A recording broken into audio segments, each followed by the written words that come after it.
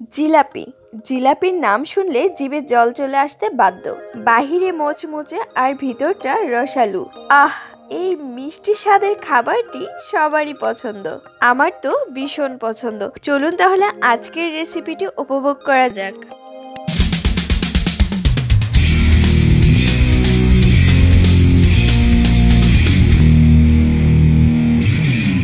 জিলাপি তৈরি করার জন্য বেশি কিছু লাগবে না, ঘরে থাকা সামান্য উপকরণ দিয়ে হয়ে যাবে। প্রথমে নিয়ে নিয়েছি আমি 1 কাপ পরিমাণ ময়দা। এখন নিয়ে নিলাম হাফ কাপ পরিমাণ বেসন, সামান্য পরিমাণ লবণ নিয়েছি, দিয়ে দিচ্ছি 1/4 চা চামচ পরিমাণ বেকিং সোডা। এখন দিয়ে দিচ্ছি অল্প অল্প করে পানি দিয়ে সুন্দরভাবে ব্যাটারটা তৈরি করে নিতে হবে। এই ব্যাটারটা এমনভাবে তৈরি করতে হবে যাতে করে খুব বেশি পাতলাও না হয় আর খুব বেশি ঘন না হয়ে যায়, তাই অল্প অল্প পানি দিয়ে তৈরি করতে হবে। আর লক্ষ্য রাখতে হবে যাতে করে একদমই দলা পাকিয়ে না থাকে, খুব স্মুথ যাতে হয় ব্যাটারটা, সেদিকে লক্ষ্য রেখে কিন্তু ব্যাটারটা তৈরি করতে হবে। এর জন্য প্রথমে অল্প অল্প পানি দিয়ে ব্যাটারটাকে তৈরি করে নেবেন। ব্যাটারটা আমার তৈরি হয়ে গেছে খুব সুন্দরভাবে। আপনারা চাইলে এখানে কিন্তু চাউলের গুঁড়াটাও ইউজ করতে পারেন 1/4 কাপ পরিমাণ, অথবা ময়দার পরিবর্তে সরাসরি চাউলের গুঁড়াটাও ব্যবহার করতে পারেন। এতে করেও কিন্তু জিলাপিটা অনেক ভালো হবে, অনেক বেশি ক্রিস্পিও হবে। এখন আমি নিয়েছি একটি খেজুরা গুড়, এটাকে শিরা করে নিতে হবে। এর জন্য আমি এটাকে গুঁড়ো করে নিয়েছি।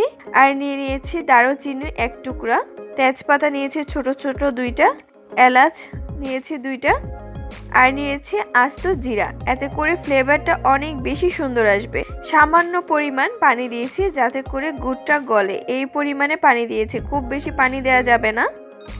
এই শিরাটা অনেকটা ঘন করে তৈরি করতে হবে, তা না হলে কিন্তু জিলাপির ভিতরে শিরাটা ভালোভাবে যাবে না। এখন আমি জাল করে নিচ্ছি।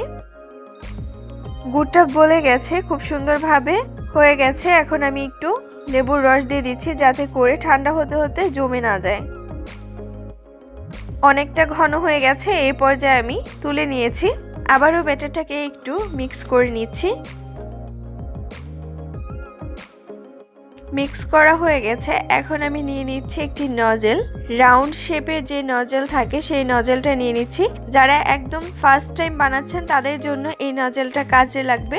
যাদের কাছে নজেল বা কোনো কিছু পাইপিং ব্যাগ কিছুই নেই তারা কিন্তু পলিথিনে ভরেও এই কাজটি করতে পারেন, তবে শক্ত যে মোটা পলিথিন থাকে সেই পলিথিনে আপনারা ভরবেন, তা না হলে কিন্তু পাতলা পলিথিন দিয়ে ব্যবহার করতে গেলে এটা হবে না।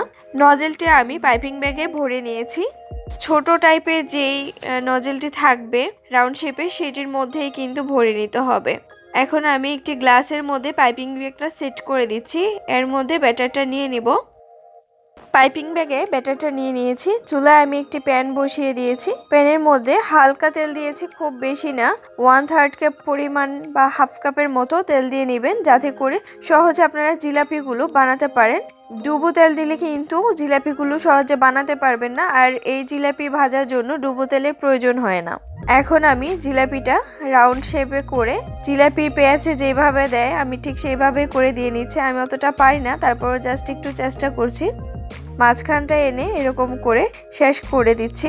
এক সাইডে করে দিলে কিন্তু এটা জিলাপির শেপটা সুন্দর হবে না। মাঝখান থেকে এভাবে ঘুরিয়ে ঘুরিয়ে আবার মাঝখানে এনে শেপটা দিয়ে দিতে হবে। এইভাবে করে সবগুলো বানিয়ে নিচ্ছি।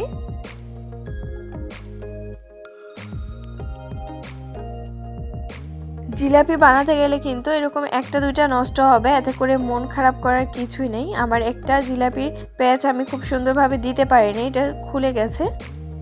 এবার আমি উল্টে দিচ্ছি। বারবার উল্টে পাল্টে মিডিয়াম আঁচে রেখে এগুলোকে ভেজে নিতে হবে, আর একদম লালচে করে ভেজে নিতে হবে যাতে করে খুব সহজেই শিরাটা ঢুকে যায়। তবে পুড়ে ফেলা যাবে না, একদম সুন্দর লালচে একটা কালার আসা অবধি ভাজতে হবে। খুব সুন্দর লালচে একটা কালার চলে এসেছে, আপনারা কিন্তু ভিডিওতে দেখে নিশ্চয়ই বুঝতে পারছেন।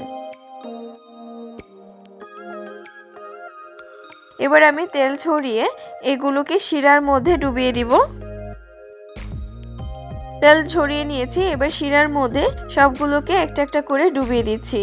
এতে করে জিলাপিগুলো খুব সহজে শিরাটা সুপ করে নেবে, আর উপরটা ক্রিস্পি, ভিতরটা এত বেশি জুসি হবে যা বলার বাহিরে। খুবই টেস্টফুল একটি জিলাপি, খুব সহজেই কিন্তু তৈরি করা যায়। আশা করি এই সহজ রেসিপিটি আপনারা ট্রাই করবেন বাসায় আর 100% রেজাল্ট পাবেন। খুব বেশিক্ষণ কিন্তু শিরার মধ্যে রাখা যাবে না, তাহলে কিন্তু ক্রিস্পিনেসটা নষ্ট হয়ে যাবে। এবার আমি তুলে নিচ্ছি, জাস্ট শিরাটা স্যুপ করে নেবে সেই পর্যায়ে কিন্তু তুলে নিতে হবে। আর এইভাবে তুলে নেওয়ার পর আপনারা কিন্তু ঠান্ডা করে এয়ারটাইট বক্সে রেখে 7 থেকে 8 দিন অনায়াসে কিন্তু খেতে পারেন। এরকম ক্রিস্পি থাকবে জিলাপিগুলো। আবার সবগুলো জিলাপি ভাজা হয়ে গেছে, আমি পরিবেশন করে নিয়েছি। এবার আমি আপনাদেরকে একটি ভেঙে দেখিয়ে দিয়েছি কতটা ক্রিস্পি হয়েছে। ভেঙে না দেখালে হয়তোবা আপনাদের বিশ্বাসই হবে না। এই জিলাপি কিন্তু আমার ভীষণ পছন্দ, গুড়ের জিলাপি। আশা করি আমার মতো অনেকেরই এই গুড়ের জিলাপি পছন্দ। যাদের পছন্দ তারা কিন্তু চট জলদি বানিয়ে ফেলবেন, আর যাদের পছন্দ না তারাও বানিয়ে একবার ট্রাই করবেন, দেখবেন আপনাদেরও অনেক ভালো লাগবে। সবাই ভালো থাকুন, সুস্থ থাকুন। দেখা হচ্ছে পিনিক পাই ফুডের নতুন নতুন রেসিপি নিয়ে আপনাদের সঙ্গে। আল্লাহ হাফেজ।